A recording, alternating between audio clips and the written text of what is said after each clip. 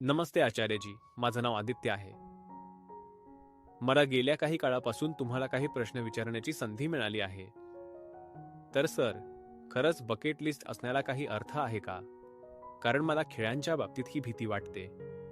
मी अनेक खेळ खेळतो, संगीतही शिकतो. मला सतत चांगलं करण्याचं दडपण येतं. कारण समजा मी 3 खेळ खेळत असेन, तर मला प्रत्येक खेळ चांगलंच करायचं असतं. तसं पाहिलं तर जे लोक एका खेळातही चांगली कामगिरी करतात ते त्या एकाच खेळात पूर्णपणे बुडून गेलेले असतात. जर तुम्ही 3 किंवा 30 खेळांबद्दल आणि तुमच्या बकेट लिस्टमध्ये असलेल्या इतर अनेक गोष्टींबद्दल बोलत असाल तर याचा अर्थ बहुधा असा होतो की तुम्ही ज्या गोष्टी करत आहात त्यापैकी एकाही गोष्टी पूर्णपणे बुडून जाण्याची हिंमत तुम्ही दाखवलेली नाही. जर तुमच्या बकेट लिस्टमधील कोणतीही गोष्ट खरोखरच महत्त्वाची किंवा मौल्यवान असेल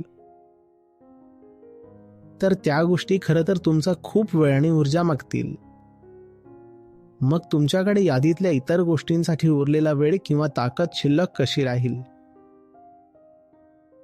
मी 30 वेगवेगळ्या गोष्टी करण्याचा विचार करू शकत नाही, पण हो, तुम्ही ज्या एका गोष्टीचा ध्यास घेता त्यासाठी कदाचित तुम्हाला 30 वेगवेगळ्या दिशांना जावं लागेल आणि ते ठीक आहे.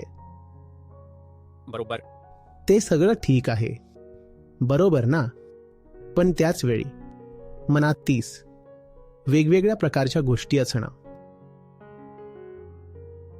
आणि त्या प्रत्येक गोष्टीकडून अपेक्षा ठेवणे की जर मला ही गोष्ट मिळाली तर मला समाधान वाटेल, जर ही मिळाली किंवा ही मिळाली तर याचा साधा अर्थ असा आहे की मला त्यातल्या एकाही गोष्टीबद्दल नीट माहिती नाही. त्यामुळे मी त्या प्रत्येकाकडून अपेक्षा ठेवतोय. याचा अर्थ असाही होतो की मी स्वतःला कशातच पूर्णपणे झोकून देणार नाही. Thank you sir. वेलकम.